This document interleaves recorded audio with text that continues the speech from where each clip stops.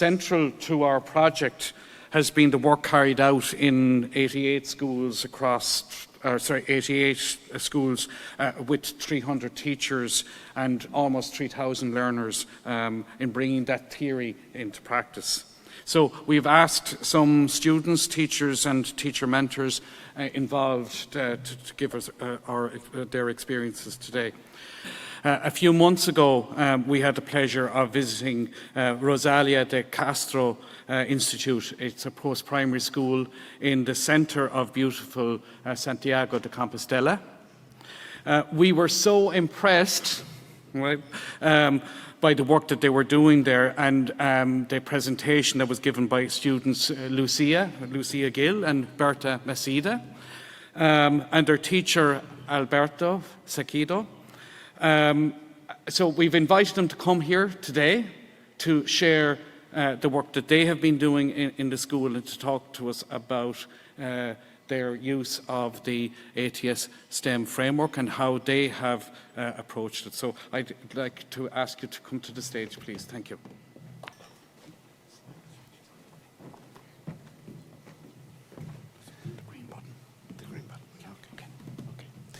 Well, thank you very much. Thank you for having invited us. Sorry that my voice is not at its best, but with the help of strepsils, I'll try to make it through. Okay. Our experience in Santiago, first, I think it's important to tell you where we come from, here in the northwest of the Iberian Peninsula at the end of the way to Santiago, El Camino. The participants in Galicia were 18 schools, and we were the case study for this project, ATS STEM, during the last school year. And this is our school. It's in the center of Santiago de Compostela. It's an old building from the 17th century, which has its problems too, because, and it's a very crowded school, as you can see there. It's a secondary school with almost, well, a little more than 1,000 students. And we're packed in those classrooms with 135 teachers. And the group that worked in this project was composed with 15 students. This is very uncommon. It was because of COVID that we didn't fit. We actually normally are 30, not 15. And 5 teachers in both math, biology, history, Spanish, and even a support teacher to help those that had some more trouble getting through. And we developed 2 learning cycles, as you can see there. One investigating COVID, that was the topic, of course, for that year. Particularly, we were in the middle of it, so it was a real time and in like the precise context that was very interesting for the students. And developing that first investigation led to a digital newspaper, to the development of a digital newspaper. But the product, and I agree with you when you said this, is not the big issue, but the process is the most important part. The digital tools we used were the G Suite for Education and some other tools like Canva or Filmora. This is an example of what we did during the first learning cycle, which was experimenting COVID in those classrooms. For example, and this was a case of researching mask protection. You see the students doing that there. We organized the group, the big group, in 5 groups of 3 students and 1 investigation project each. Some of the topics, as you can see there, are masks in biology, CO2, also in biology, pandemic habits, and historical praise. And you probably think, pandemic habits in math, how come? But it was that they did these polls on pandemic habits, and then they got these graphs that you see afterwards. And the final products were 5 videos presenting the results of the research in this first learning cycle, 5 presentations on different historical epidemics, for history, and 5 Canva posters with the results of the polls that I told you about, COVID-19 in math. Well, you can see the students here did these graphs, these infographics about pandemic habits from the results of those polls in math. And the second learning cycle, and you can see there on the front page of the digital newspaper, reporting the pandemic, we organized the big group in 4 groups of 3-4 students. And we did 2 research projects for 2 sections of that newspaper. One was investigating COVID, and the other one was the impact of COVID-19, which is one of those Sustainable Development Goals, number 3. 2 sections of that newspaper was the result, and the final products were 1 digital newspaper that you can check there. Well, I think this presentation will be open so everybody can see it. 1 YouTube channel, 15 interviews, 1 each, 2 reports, which was the group effort, and 15 opinion pieces, 2 of them published, 1 in each section, 15 video interviews.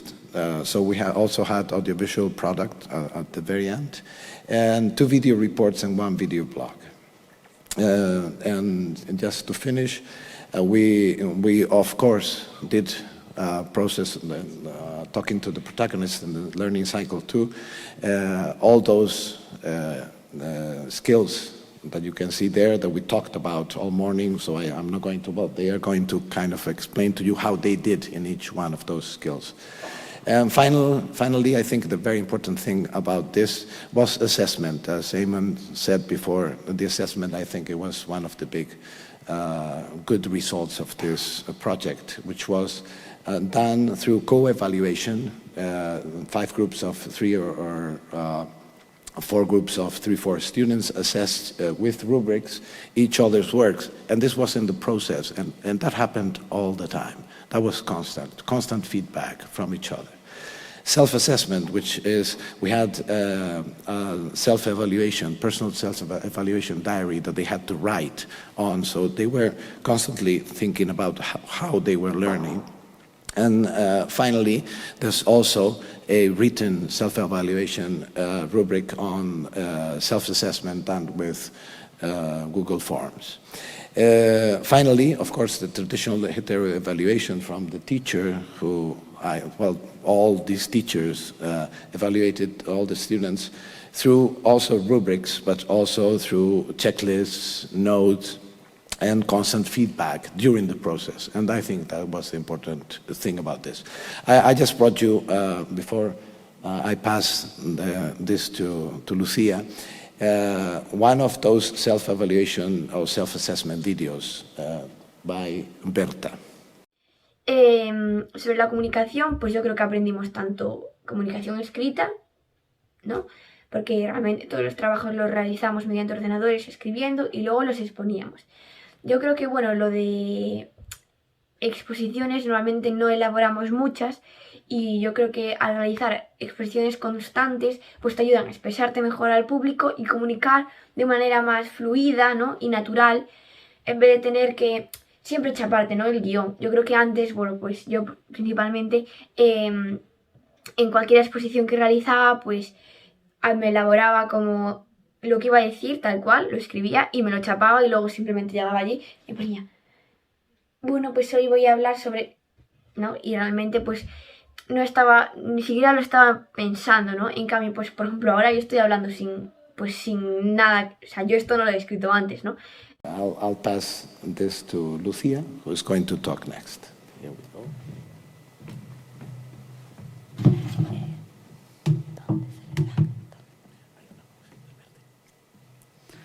Well, one of the first skills that we were working in this project was the problem solving. Here in this project, at ATS system, we didn't have our teachers helping us all the time. They gave us the instructions on what we needed to do and explained how to do our tasks. But if we found any problem or obstacle while doing our project, we needed to solve them on our own. In this way, we learned how to solve problems by ourselves and to work more independently. For example, in the first learning cycle, while doing investigation projects in geography and history, I found a very big problem. I couldn't find the information I needed. And this was something no one could teach me. I just needed to continue trying.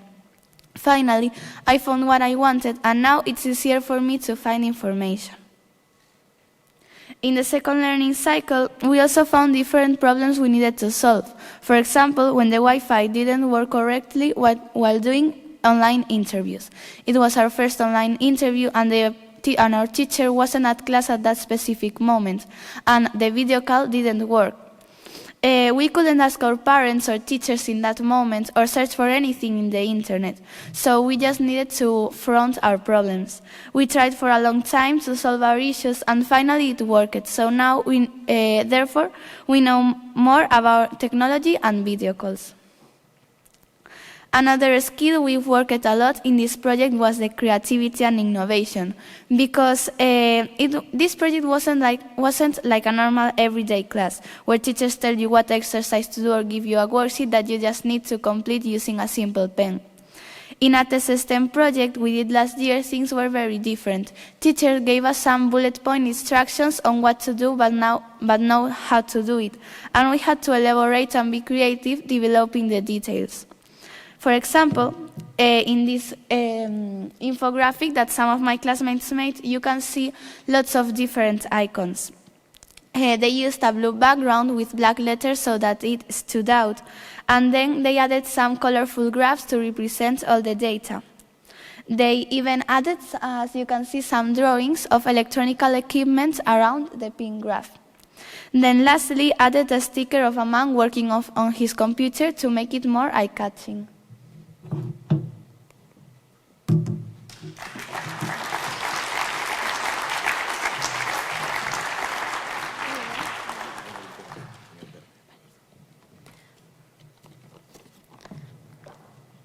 Hi, I'm Berta.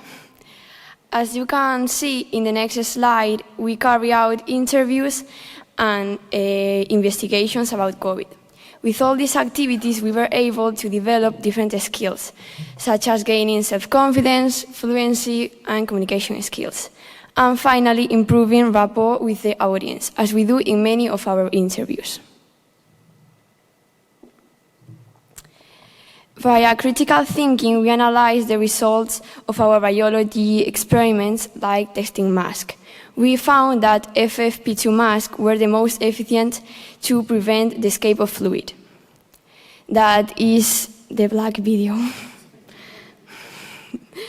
Also, in the interview to Fernando Simón, my classmates were asking improved questions. Y tenía una duda, que era que ¿por qué todos los laboratorios del mundo no fabrican la misma vacuna y así tendríamos muchas más dosis, y los laboratorios que aún no han desarrollado su propia vacuna pues pueden ayudar a esos laboratorios que sí lo han hecho? Entonces podríamos producir, pues por ejemplo, todos los laboratorios la vacuna de Pfizer. Mira, esto es una cosa que en este mundo de los fármacos se llama liberar las patentes. Cuando hablamos de salud, de cuestiones relacionadas con medicamentos, vacunas, hay muchísima gente, entre ellos yo, que consideramos que las empresas que se dedican al campo de la salud no son empresas normales y que se tienen que regir por unos principios morales diferentes a los que se rigen otras empresas cuyo único objetivo es ganar dinero. Like you probably know, in this project we always use computers and technology. First, we learn how to edit videos with two apps, Filmora and OpenShot. Also, we present our math results doing graphics and graphs and infographics with Canva. In addition, we learn how to use all Google apps like Calendar, Docs, Gmail, Drive, Slides. All this technology knowledge, I strongly believe that it's going to help us a lot in our future.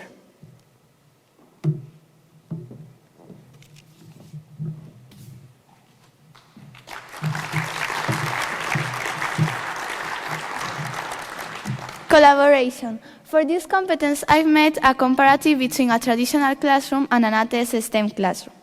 In a traditional classroom, everything revolves around an individual performance, and talking and interacting with your classmates is completely banned. Also, these types of classroom are very passive, where students just listen to their teachers, and sometimes they don't even pay attention. Also, they are so competitive because everyone wants to be the best student with the best grades. In an ATS STEM classroom, things are very different because every single work is collaborative and interacting with your classmates is a must. It's very important to pay attention to the theory and to understand it, so that then you can put it into practice in a more active and constructive way. Expressing your own opinion is very important in our daily lives, and in an ATS STEM classroom, we practice this every day. Students work in groups, and it enables them to learn how to express their feelings without hurting other one, to make decisions, and to solve problems by themselves. Self-regulation was very important in this project, and so it was the management of time. We had lots of apps that could help us with this, for example, Google Calendar or Google Classroom. Both of them showed us the delivery date of every task our teachers sent us, and also gave us a reminder when the due date was getting near.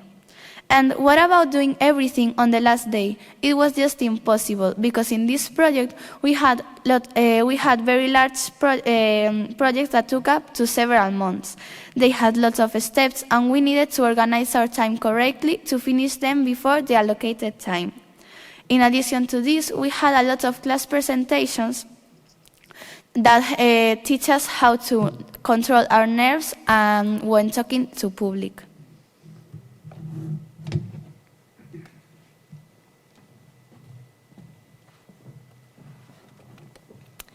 In this slide, you can see my classmate and I doing one of many interviews. Thanks to this, we learn about vaccinations and how coronavirus is spread.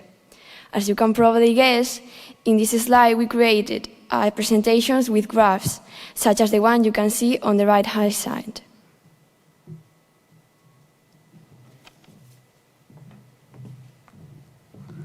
Finally, here you can see all of our published work. On the right, there's our online newspaper, where you have access to all of our interviews and video interviews, and also to articles we've written. In the middle, there's an article that was published by the Galician newspaper La Voz de Galicia, because we won a contest with our articles. And finally, in the left, you can see our YouTube channel with all the video interviews, but also some experiments that were carried in the first and second learning cycle. At the top, you have the email of our teachers if you need to check any doubt or talk to us. And thank you, and I hope you enjoyed our presentation.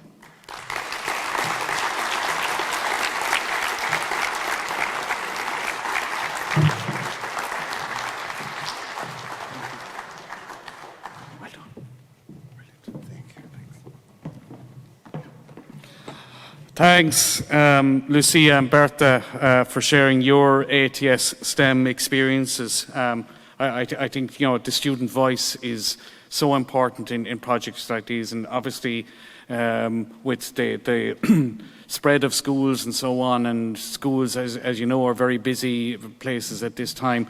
It wasn't possible for us to have more students here today, but I think that we have students watching in on our streaming channel. But it was great to hear first-hand experience and give us some food for thought as well.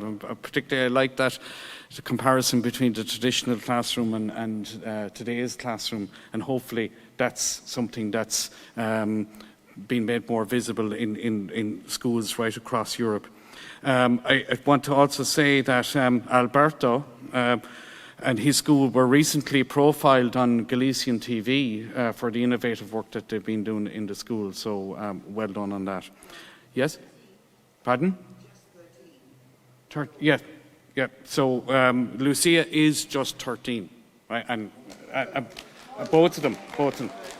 And look, and again, their standard of English is perfect, so well done, girls. Yeah.